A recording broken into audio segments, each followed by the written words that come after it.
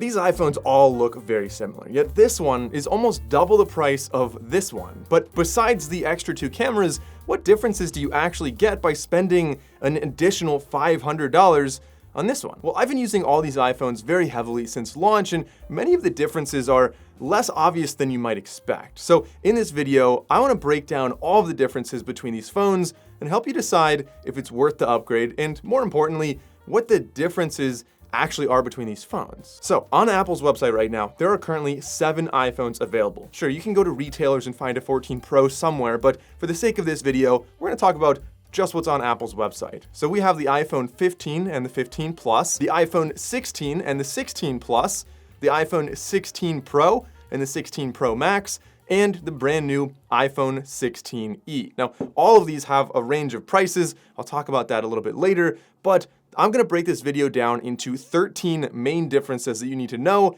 between these phones that I think would make your decision very easy on which iPhone you should actually get. Also, as always, full disclosure here, Apple did let me borrow the 16e, the 15, and the 16, but I did purchase the 16 Pro with my own money. With that said, I have no bias here. I don't care what phone you get. My goal is to just give you the facts and help you decide which one's actually the right one for you. So starting off with the prices, the 16e is going to be the cheapest of this lineup, starting at $599. Then we have the iPhone 15, which is now $699. Then the iPhone 16 regular is going to be $799, the same price as the 15 Plus, also $799. Then the iPhone 16 Plus is $899. And then at $999, the iPhone 16 Pro, and then an extra $100 brings you to the iPhone 16 Pro Max. Now that's the base for all of those. I'll talk about storage later in the video, but if you want to upgrade, every time you double the storage, it's an extra $100. So that's the prices here in the US without any promos or anything like that, but just kind of showing you the spectrum there. Starting off now with the first main difference between these,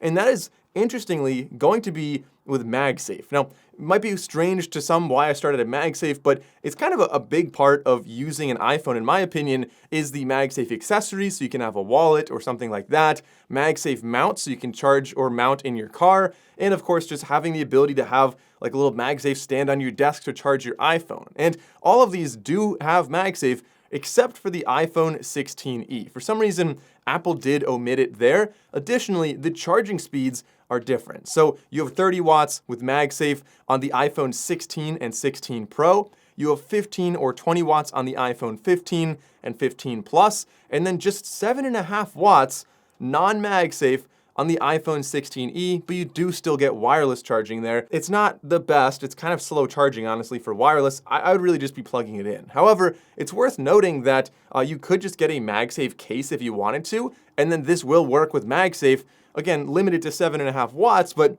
that kind of fixes your problem. So if that's your only reason to not get the 16e, is it worth it? No, just spend 20 bucks and get a case and problem solved. Main difference number 2, the dynamic island. So on the front of these phones, you'll notice that they all have a dynamic island, so where the camera cutout is, there's a bubble there, with the exception of the 16e, which has a bezel, kind of like a little notch on the top. You'll also notice the bezel is definitely a little bit thicker on some of these phones than others, so setting the 16 Pro next to the 16e is really a great example of that. If that's something that bothers you, maybe it is worth upgrading, but I think a lot of people probably don't care as much about that. Another thing to note, the 16e does have this weird little bug I noticed where like the first second or two when you turn it on, it has a black bar on the top. I think it doesn't recognize the notches. I don't know what's going on, but then that disappears and it functions normally. So maybe that'll be updated and fixed in the future. But concluding difference number 2, is it worth it to get the dynamic island? Well, I think it's very functional, very nice to have things pop up there, whether that is like timers or play pause controls,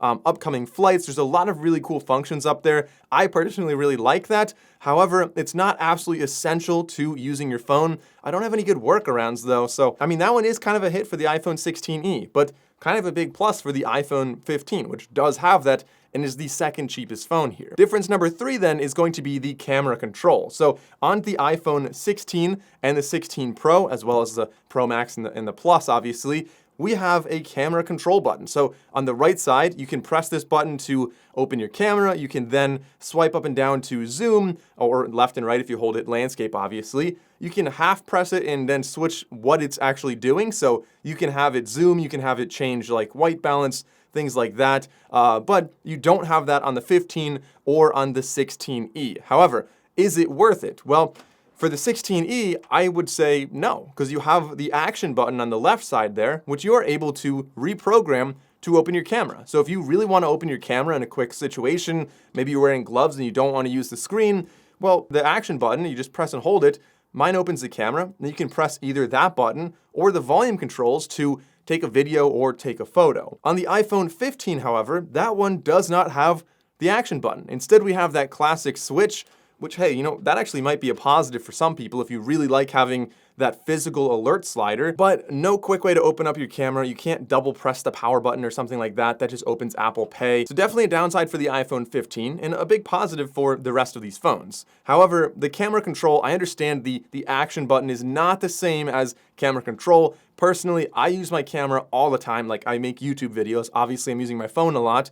And while I use that to open the camera a lot, I very rarely find it easier to slide my finger to zoom as opposed to just pinching on the screen. It's kind of a finicky button, really cool, but I don't think it's necessarily worth it to upgrade just for that. Difference number 4, though, is the cameras. The iPhone 16 Pro and the Pro Max obviously have the biggest suite of cameras, and I think anyone who's going to be upgrading among these phones, cameras are almost definitely going to be one of the main reasons you're doing that. So the Pro models have 3 48 megapixel sensors. They have their ultra-wide sensor, they have their primary sensor, and then they have a 5x telephoto sensor. So zooming in is immeasurably better on the 16 Pro and the Pro Max compared to any other phones on this table. The iPhone 16, the 16 Plus, the 15, and the 15 Plus all have a 48 megapixel primary lens and a 12 megapixel ultra-wide lens. So again, you're not really able to zoom that well with them. They're going to be using that 48 megapixel sensor and cropping in.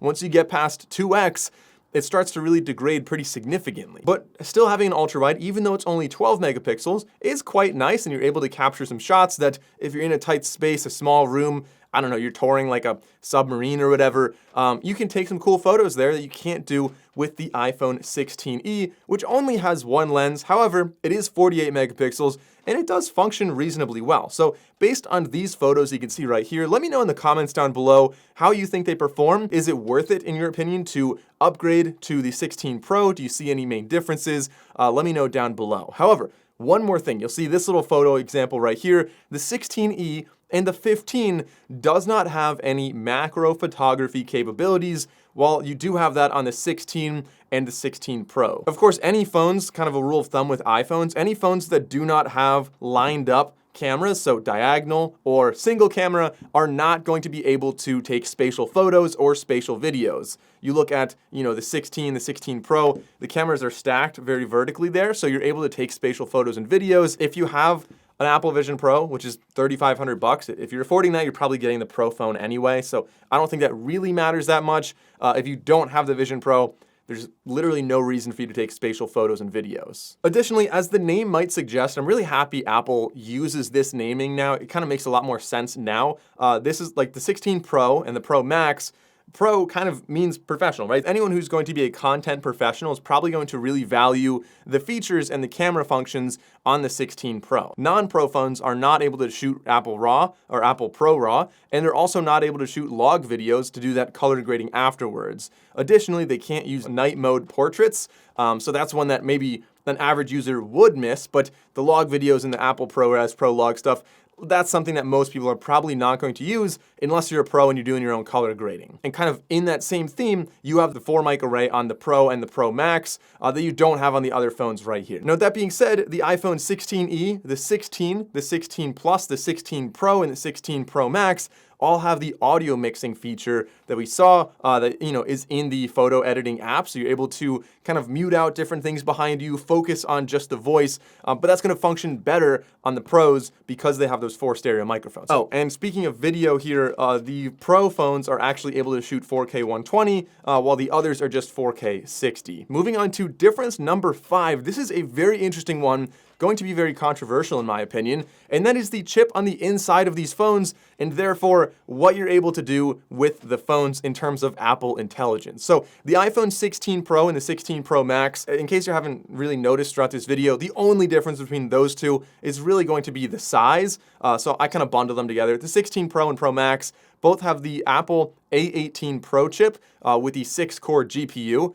The 16 and the 16 Plus have the A18 chip with a 5-core GPU, so one less core for the GPU. The 16E has the same A18 chip, but again, one less core, so now 4-core GPU, but still the A18. And then the iPhone 15 is 2 generations older, the A16 chip with a 5-core GPU, but still an older chip. And because they have that older chip, the iPhone 15 and the 15 Plus do not get Apple Intelligence. Does this actually matter though? Well, there are some workarounds. There are a lot of things that Apple Intelligence does that you can't really work around though. So things that you can work around. You might have seen visual intelligence is like a big thing. So they talk about you can just open the camera and you can, talk to it and ask it, translate what's on the menu or how do I take care of this plant, different things like that.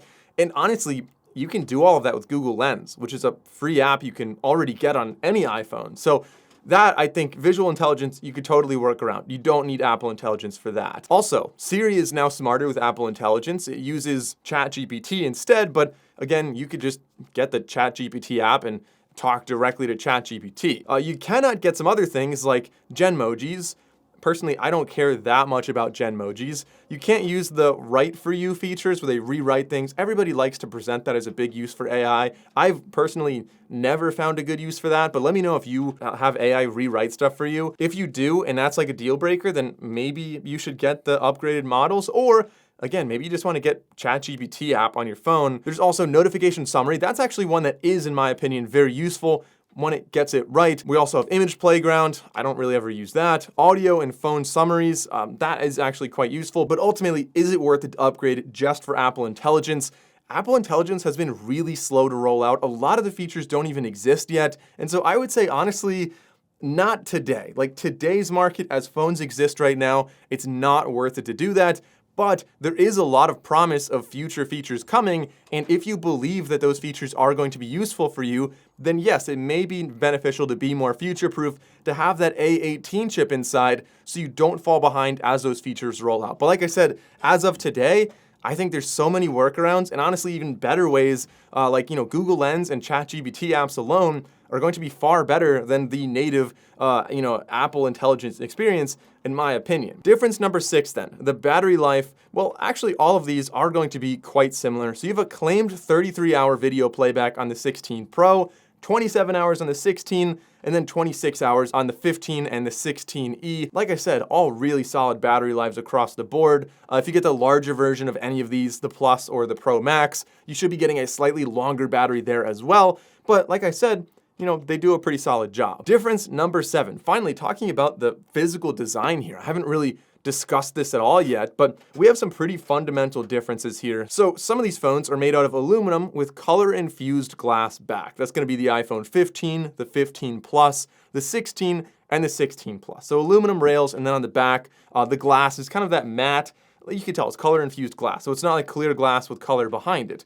I think it looks pretty good. It feels very nice in the hand. The 16E also has a glass back and aluminum rails on the outside. And one thing to note about aluminum is that it is a relatively soft metal, so it is going to be likely to get scratched or dinged up if you drop this phone. Of course, anybody buying any one of these phones is very likely to put a case on it. At least I personally would if I were you. The iPhone 16 Pro and the Pro Max are definitely measurably heavier, partially because they have a lens in the back, partially because of the battery life, partially because of the display. But they do have titanium on the rails on the outside. So it should be a little bit more durable against scratches and getting dinged up. And on the back, we do also have a nice matte glass back. They're actually all like a pretty nice matte on the back. The colors are gonna be slightly different among these, but you have more of a gold color on the Pro models that you don't have. The cheaper models are going to be a little bit more vibrant, except for the 16E, which is just black and white. Difference number 8 then, the displays and the bezels. I talked about the bezels a little bit, but let's talk about the displays on these. So the 16 Pro is 6.3 inches, the Pro Max is 6.9 inches, so those are both bigger than last year's models with the 15 Pro and Pro Max. The 16, the base model, and the 16 Plus are 6.1 and 6.7 inches respectively, so a little bit smaller than the Pro phones. The 15 and the 15 Plus are the same size as the 16, and the 16 Plus coming in at 6.1 and 6.7 inches, and the 16e also comes in at that same size of 6.1 inches. This is a surprisingly light phone, which, in my opinion, has its advantages. If you hold this next to the iPhone 16 Pro, I think you would really notice a pretty drastic difference in the weight. But the displays are more different than just the size. The Pro models have what they call Pro Motion Display, which is 120 Hertz. When you're using the display, it feels very smooth, while all of the non-Pro phones that I have here are all just 60 Hertz, which if you've never used a faster display, you won't notice the difference. But if you have, going back to 60 Hertz just feels slow and stuttery, like it's not really the best display in my opinion. Additionally, I'll try to film some B-roll of this and show you this, but the non-Pro phones do not have always on display, so you have to wake your phone to see the time and notifications. But all phones do have a really similar pixel density, or resolution really, at 460 dpi, so they're essentially all the same resolution when you're looking at it, just scaled based on the size. They also all have a True Tone display, they have haptic touch, they have similar peak brightnesses, but the 16e, which is a little bit less bright, instead of 1000 nits, it's 800 nits max brightness, and the peak brightness is 1200 instead of 1600, and it doesn't have that 2000 nit outdoor brightness that the others do have. All the other ones on this table do have that though. Difference number 9, the storage. This is the only time we see a difference between each size pair for these. So the 16 Pro and the 16 Pro Max, I've been kind of bundling them through this video because they have all the same features, all the same specs, just one of them's a little bit bigger. But here's where you see kind of one of the only differences. So all of these phones start off at 128 gigabytes of storage, with the exception of the 16 Pro Max, which starts at 256 gigabytes of storage. All of these go up to 512 gigs of storage, except for the Pro phones, the 16 Pro and the Pro Max. Those go up to 1 terabyte, so if you really want that extra storage, that's an option there. So now we're really getting into the weeds here on some of these differences. Difference number 10 here, if you look at the back of the Pro phone, the 16 Pro and the Pro Max, there's a little black circle in the camera cluster that you don't see on the other ones. You might wonder, like, what is that? Well, it's a LiDAR sensor, more or less, so it's going to be for sensing depth. This could maybe have some impact on photos. I didn't really notice a big impact on photos. It's really going to be more so if you do any type of like AR stuff, or honestly, if you have the Vision Pro and you're using your phone for kind of like mapping a room or something like that. Honestly, I'm not sure exactly what you would use this for. There's many different use cases, but if you're a pro and you use this in some application, then yeah, it's definitely gonna be something you need. Most everyday users probably will not even know that that exists on their phone and will probably never use it. The 16 Pro and the Pro Max have a better USB Type-C port. So all of these have USB-C, no longer the Lightning port from the past, but not all USB-C is the same. So the Pro phones have USB-C 3 and all the others have USB-C 2. So that means that data transfer will be slower on those other models compared to the Pro, where the Pro you can get up to 10 gigabytes per second. If you're plugging this in and like offloading a ton of files to your computer, again, you're gonna want the Pro phone. Most people, they'll probably never transfer any data by a cable. Difference number 12, again, really getting in the weeds here. This is one that I personally really appreciate though, and that is the high precision dual frequency GPS, sometimes known as dual band GPS. Again, only on the Pro models. So if you really need to know exactly where you are, if you are running with your phone and you don't have a smartwatch with you, or just navigating a city, sometimes dual band GPS can really make a big difference. And I find, personally, I really like that. Older iPhones typically have the worst GPS in my opinion. So if you go for a run, it's probably estimating your distance off by as much as 10% from my experience. All these phones, however, do have some really nice core things. Like I said, USB Type-C, wireless charging, Face ID, they all have 5G, they all have satellite SOS as well. They all have IP68 water and dust resistance, and other things like that you would expect from an iPhone. So ultimately, should you upgrade? Well, if you have the iPhone 14, I think there's gonna be subtle differences, but upgrading from like the 14 to the 16 Pro, you definitely are going to notice an improvement in battery life, improvement in speed, and for me personally, I noticed a huge difference in the cameras, particularly the video quality and the functions, much more professional now. The other phones, still going to be an upgrade for you, but maybe not as significant. If you have the 13 or the 12, and if you like your phone, you know what? Hey, I'm not gonna tell you how to spend your money. If your phone works and you like it, then maybe keep it. But I think you would notice a pretty significant upgrade by switching to these phones. If you have the 11 or the SE, the battery life alone is going to be really a massive upgrade. Even if you just go to the iPhone 16e here, you're almost doubling your battery life. In the 16 Pro and Pro Max are, even better than that. So the battery life is going to be quite an incredible upgrade, as well as Apple Intelligence, the cameras, everything is going to be a big improvement. So I think it is worth the upgrade. But among these phones, I think a lot of people will kind of know by now which one's right. If you are a pro, if you're using this for content creation, or if you just have the budget and you want to have the best ability to take photos and videos, and maybe as a hobby you want to do some color grading, then the Pro models are without a doubt the go-to. I love, that's why I'm using that one. I love it. I think it's a fantastic phone. The other three though, this is what's probably going to be the most interesting. The iPhone 16e, the 15, and the 16. Which one should you get out of all of these? Well, that kind of depends on what you want based on what I've been saying earlier. So do you want to have Apple Intelligence and a more future-proof chip on there? Or do you want to have an ultra-wide lens? Do you really like